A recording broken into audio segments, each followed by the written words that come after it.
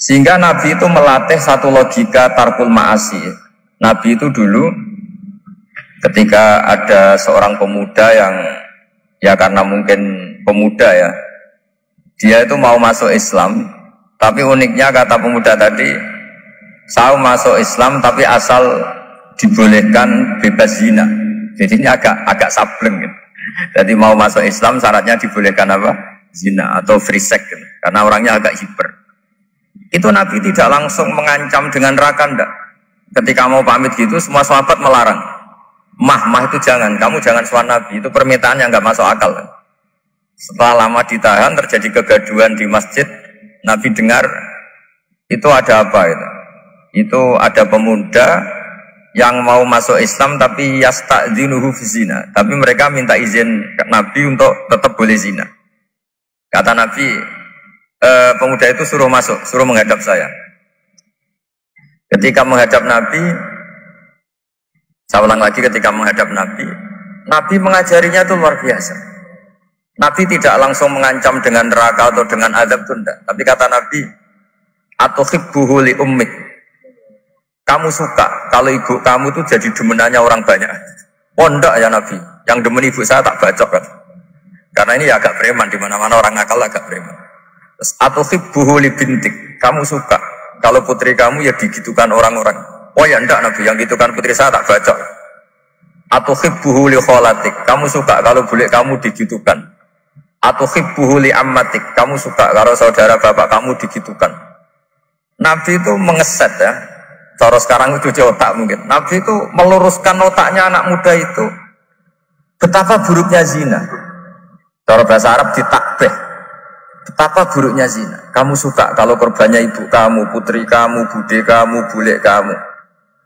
Sehingga orang itu matur ya hasbuka ya Rasulullah, ini sudah cukup. Saya tidak pernah melihat sesuatu seburuk zina. Jadi fa'al qawwa fi qalbihi bughda zina. Kemudian Allah meletakkan di hatinya, menanamkan benci zina. Sehingga akhirnya pemuda tadi menjadi iffah, menjadi menghindari zina. Artinya begini ya, ini mungkin yang lolos dari para kita sebagai dai, kita tidak belajar banyak tarbiyahnya Rasulullah Shallallahu Alaihi Wasallam. Jadi kalau kita benci maksiat itu jangan hanya ditakhdir, ditakutkan neraka itu enggak, jangan hanya itu, tapi di logika. Jadi kalau kita menghindari maksiat itu selain karena takut azab, itu ada logika. Ada rangkaian pikiran yang menjadikan kita anti satu perbuatan apa maksiat. Jadi misalnya gini ya, kira-kira ginilah kalau contoh gampang itu. Ada orang gitu ya, nyanyi dengan pakaian yang mungkin pornografi gitu.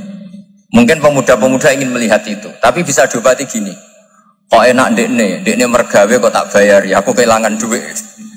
Meskipun dengan logika yang agak serampangan, yang penting menjadi kita ini punya harga diri untuk tidak tergantung hal-hal seperti itu. Sehingga Nabi itu cara menggambarkan tadi mulai atuhibbuhu li ummik. Kamu suka kalau ibu kamu jadi demenannya orang lain. Pemuda tadi bilang yang demen ibu saya mau saya bunuh.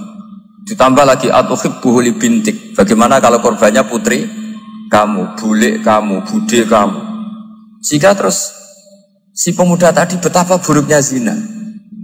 Betapa murahnya zina. Akhirnya pemuda tadi al-qawwa fi qalbi bughda zina. Terus kemudian pemuda tadi itu sangat membenci dengan apa? Berzina. Nah, pikiran-pikiran seperti ini harus kita tanamkan. Harus kita tanamkan supaya orang itu benci melakukan maksiat. Karena satu memang takut suhtullah, takut dibendu Allah atau dibenci Allah. Dua memang logika kita mengarahkan tidak maksiat.